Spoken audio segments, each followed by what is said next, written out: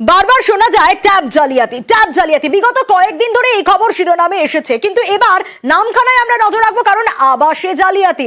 এ ছবি মৌসুমীতে জালিয়াতির অভিযোগ। প্রধানমন্ত্রী আবাস যোজনার টাকা চলে গেছে অন্যের অ্যাকাউন্টে, একেবারে ধাপে ধাপে, 3 বারে 1-2 টাকা নয়, মোট 1,20,000 টাকা উধাও হয়েছে।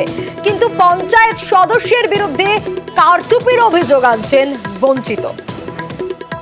আপনার নামে প্রধানমন্ত্রী আবাস যোজনার নামে আছে, আপনার তালিকায় নাম ছিল, তারপর কি হলো? অন্য লোককে দিয়ে দিয়েছে আর কি। কারা?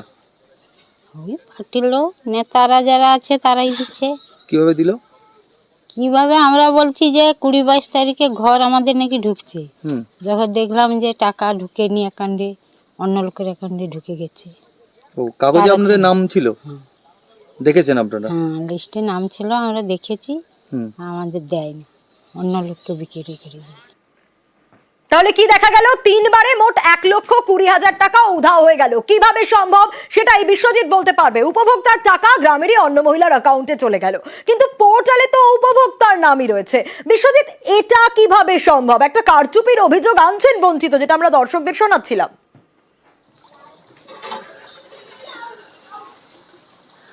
হ্যাঁ দেখো, একেবারেই সেই প্রশ্নটাই কিন্তু ঘুরে ফিরে উঠছে, এবং যেটা ঘটনাটা যেটা ঘটলো, যে এখানে যেটা বলা হচ্ছে দুটো আরতি মাইতির নাম বলা হচ্ছে, এবং সেই তথ্যকে খাড়া করেই কিন্তু প্রশাসনিকভাবে বলা হচ্ছে যে দুটো নাম এক হয়ে যাওয়ার কারণে এই ঘটনাটা ঘটেছে। কিন্তু দেখো, তুমি একটা প্রধানমন্ত্রী আবাস যোজনা, প্রথম কথা জব কার্ড নম্বর লাগবে, ব্যাংক অ্যাকাউন্ট নাম্বার, আধার কার্ড, এবং স্বামীরও নাম একই যে পাল্টে দেওয়া হলো। একেবারে যে বঞ্চিত রয়েছে, সেই বঞ্চিত যে নাম এবং তার যে ডকুমেন্টস কমপ্লিটলি এখনো পর্যন্ত পোর্টালে রয়েছে, তারই সব কিছু রয়েছে, কিন্তু অ্যাকাউন্টে টাকা ঢুকলো অন্য একজনের, যে পাশের একটি গ্রামের আরেকজন আরতি মাইতি, এবং তার স্বামীর নাম। সঙ্গে থাকো, এবং এই যে টাকা ঢোকার কথা কবুল করেছে এই পড়শি মহিলাও, তিনি কি বলছেন দেখি। আমাকে ডকুমেন্ট জমা দিতে বলছে অঞ্চল থেকে, সেখানে আমি ডকুমেন্ট জমা দিয়েছি, টাকা পেয়েছি। আমি চেক করেছি, আমার টাকা ঢুকেছে। তখন আমি মালপাট নিয়ে এসে আমি বাড়ি তৈরি করার জন্য চেষ্টা করি, আরম্ভ করেছি। তখন কিন্তু আমি জানি না, আপাতত এই 2 বছর আগে আমি পরে শুনলাম অনেকের মুখে শুনলাম কি ও বাড়ি আমার নয়, অন্য লোকের টাকা। এই ঘর নেওয়ার জন্য কোথাও কি কোনো টাকা পয়সা দিতে হয়েছে আপনাকে? কোথাও না, টাকা পয়সা কোনো দিইনি আমি। এই যে যার অ্যাকাউন্টে টাকা গেছে সেই মহিলার পরিবারের লোকের কথা আপনারা শুনলেন। এবার আমি বিশ্বজিতের কাছে যাব। বিশ্বজিৎ, এই যে টাকা অন্য অ্যাকাউন্টে ঢুকলো, তারা তো বাড়িও বানিয়ে ফেললেন, এবার কি হবে তাহলে?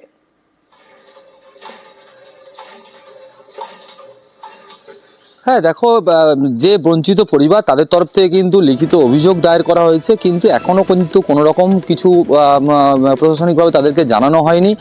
তবে যেটা পঞ্চায়েতের উপপ্রধান তিনি যেটা করছেন, হ্যাঁ একটা ভুল হয়েছে, তিনি এটা স্বীকার করেছেন, এবং তিনি সেটা ঊর্ধ্বতন কর্তৃপক্ষকে জানিয়েছেন।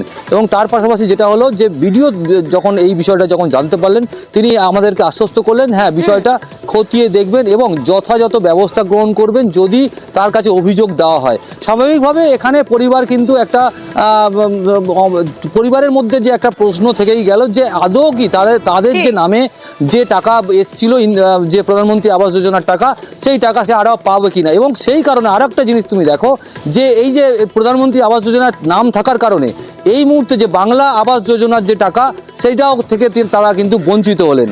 ঠিক, একদমই তাই, একদমই বিশ্বজিৎ। একই নাম হওয়াতেই বিভ্রাট বলে যেরকম দাবি করছে পঞ্চায়েত উপপ্রধান, সেরকমই তদন্তের নির্দেশ দিচ্ছেন বিডিও। দুটো আরতি মাইতি হচ্ছে নিডি পার্সন, প্রত্যেকেই ঘরের প্রাপক। তৎকালীন অনিচ্ছাকৃত ত্রুটিবশত এক আরতি মাইতির নামে অ্যালট হয়েছে, অন্য আরতি মাইতি পেয়ে গেছে, এবং যথারীতি সে ঘরটা করিয়েছেও। আমরা প্রশাসনিক দপ্তরের কাছে এটাকে রিপোর্ট যথারীতি পাঠিয়েছি বা অনুরোধ করেছি। এটা তো অনিচ্ছা, এটা তো মানে কাউকে দোষারোপ করার জন্য কথা বলা, কিন্তু বাস্তবে এটা নয়। যদি ওই রকম হতো, তাহলে যে উপভোক্তা পেয়েছে সে ঘরটা তৈরি করতো না।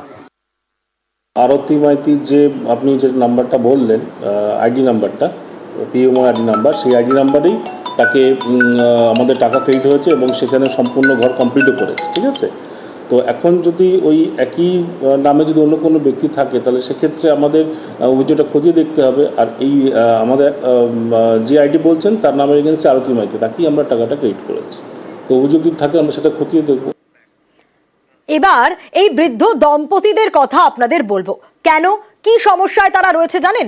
সরকারি প্রকল্প কেন দেওয়া হয়? সরকারি প্রকল্প সরকারের তরফ থেকে দেওয়া হয় যাতে সাধারণ মানুষের সমস্যা মেটে, কিন্তু এই বৃদ্ধ দম্পতি 1-2 বছর নয় 20 বছর ধরে কোন রকম কোনো সুবিধে পাননি। হ্যাঁ, তারা সরকারি অফিসে গেছেন, ক্যাম্পে গেছেন, বারবার অনুরোধ করেছেন, ফর্ম জমা দিয়েছেন, কিন্তু তারপরেও কোনো রকম সুযোগ সুবিধে কিচ্ছু পাননি।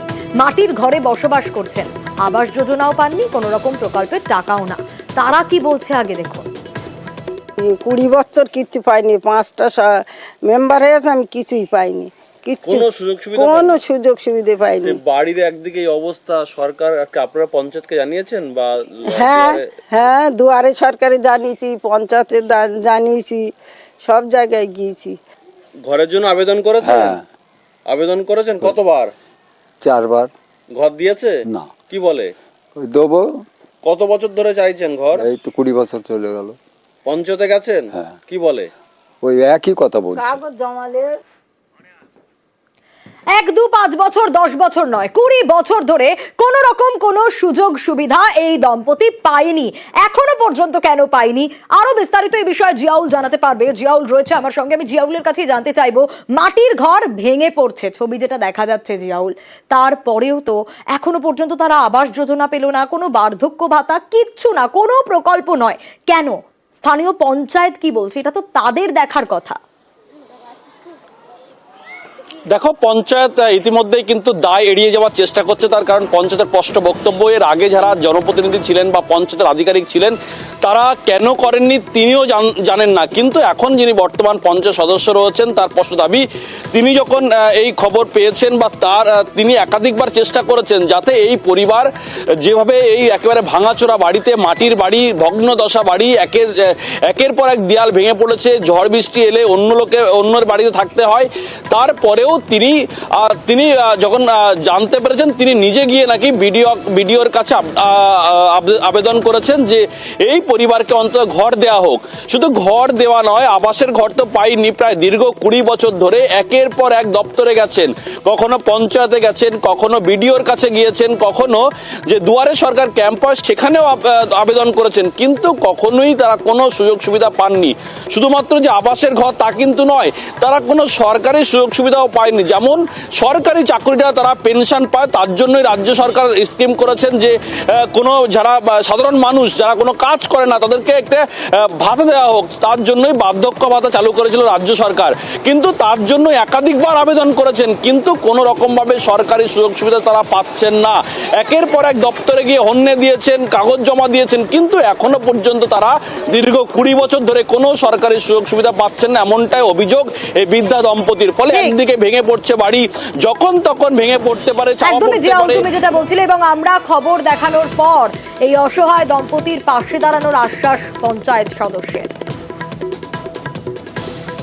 কিন্তু আমি সবকিছু নিয়ে নাম, আমাদের বার্ধক্য ভাতা বলুন ও সব কিছু নাম কিছু আমরা পঞ্চায়েতে আমরা নাম তুলে দিয়েছি, খুব শীঘ্রই ওনারা পাবে এবং ঘরটা শীঘ্রই পাবে। আমরা লিস্টে নাম দিয়েছি, ওনার নাম অলরেডি নাম চলে এসছে। আমরা বিডিও সাহেবের কাছেও নিয়ে গেছি, ওনাকে নিয়ে গিয়ে সব কিছু বলে এসেছি, প্রধানকে বলা আছে, উনি খুব শীঘ্রই পেয়ে যাবে। এই জন্য আগে কখনো পাইনি, তার জন্য আমি খুব দুঃখিত। আগামী মাস থেকে আবাসে টাকা দেওয়া শুরু করবে রাজ্য সরকার। হ্যাঁ, জেলা প্রশাসনগুলিকে পঞ্চায়েত দপ্তর নির্দেশ দিয়েছে 23শে ডিসেম্বর একেবারে সময়সীমা বেঁধে দেওয়া হয়েছে, তার মধ্যেই এ বিষয়ে যাবতীয় প্রস্তুতি সেরে রাখতে হবে। অভিযোগের মীমাংসা এবং তালিকা অনুমোদন নিয়েও জেলাগুলিকে একেবারে ডেডলাইন দিয়েছে পঞ্চায়েত দপ্তর। আমরা 11 লক্ষ বাড়ি ডিসেম্বরে ছাড়বো। 3 বছর কেন্দ্রীয় সরকার আমাদের গ্রামীণ আবাসের কোনো টাকা দেয়নি, তাছাড়াও 1,70,000 কোটি টাকা আমরা পাই। এখনো 50 লক্ষ মাটির বাড়ি বাংলায় আছে, 50 লক্ষ আমরা করতে পেরেছি 13 বছরে, প্লাস আরো 1.5 লক্ষ বাড়ি যাদের বন্যায় ভেঙে গেছে, তাদেরটা আমি ইনক্লুড করব। যেখান থেকেই হোক না কেন টাকা জোগাড় করব।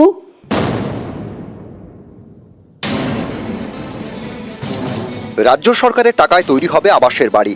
রাজ্য জুড়ে চলছে সমীক্ষা। এই সমীক্ষার কাজ শেষ করে চূড়ান্ত তালিকা তৈরি এবং উপভোক্তাদের জন্য টাকা বরাদ্দ করার সময়সীমা এবার বেঁধে দিল রাজ্য সরকার। পঞ্চায়েত দপ্তর জেলা প্রশাসনগুলিকে নির্দেশ দিয়েছে 23শে ডিসেম্বরের মধ্যে আবাস প্রকল্পের যাবতীয় কাজ সেরে রাখতে হবে। উপভোক্তাদের অ্যাকাউন্টে টাকা পাঠানোর জন্য প্রস্তুত থাকতে হবে।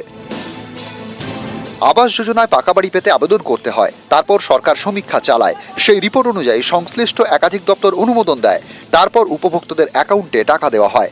এই টাকা দেওয়ার জন্য সব জেলা প্রশাসনকে তৈরি থাকতে বলা হয়েছে। সেই মতো কাজ শেষ করতে বলা হয়েছে 23শে ডিসেম্বরের মধ্যে। প্রতিটি স্তরে কাজ শেষ করার জন্য ডেডলাইনও বেঁধে দিয়েছে পঞ্চায়েত দপ্তর। জেলা প্রশাসনের কর্তাদের বলা হয়েছে 28শে নভেম্বরের মধ্যে আবাসের প্রাথমিক তালিকা তৈরি করতে হবে। 29শে নভেম্বর থেকে 6 ডিসেম্বর পর্যন্ত আবাসের প্রাথমিক তালিকা টাঙানো থাকবে বিডিও, এসডিও এবং ডিএম অফিসে। জেলা প্রশাসনের ওয়েবসাইটেও আবাসের এই তালিকা আপলোড করতে হবে।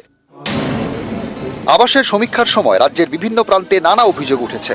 অনেকেরই দাবি, যাদের পাকা বাড়ি তাদের নাম তালিকায় আছে, কিন্তু যারা প্রকৃত দাবিদার তাদের নাম নেই। রাজ্য সরকার চায় যাদের সত্যিই আবাসের ঘর দরকার তাদের যেন কেউ বঞ্চিত না হন। তাই পঞ্চায়েত দপ্তর জেলা প্রশাসনগুলিকে নির্দেশ দিয়েছে প্রাথমিক তালিকা প্রকাশের পর কোনো অভিযোগ এলে 6 ডিসেম্বরের মধ্যেই তার মীমাংসা করতে হবে। চূড়ান্ত তালিকা তৈরির আগে কয়েক দফা যাচাই করা হবে। তারপরে 3 স্তরের অনুমোদনের পর তৈরি হবে আবাসের চূড়ান্ত তালিকা। প্রতি স্তরে অনুমোদনের দায়িত্বপ্রাপ্ত কমিটিকেও ডেডলাইন দিয়েছে পঞ্চায়েত দপ্তর। 11ই ডিসেম্বরের মধ্যে অনুমোদন দিতে হবে গ্রাম সভার আবাস কমিটিকে। ব্লক স্তরের কমিটির অনুমোদনের সময়সীমা 13ই ডিসেম্বর। তৃতীয় তথা চূড়ান্ত অনুমোদন দেবে জেলা স্তরের আবাস কমিটি। তাদের ডেডলাইন 16ই ডিসেম্বর। চূড়ান্ত অনুমোদনের পর 23শে ডিসেম্বরের মধ্যে জেলা প্রশাসনকে আবাসের টাকা দেওয়ার জন্য প্রস্তুত থাকতে বলেছে পঞ্চায়েত দপ্তর। সোমরাজ বন্দ্যোপাধ্যায়, নিউজ 18 বাংলা।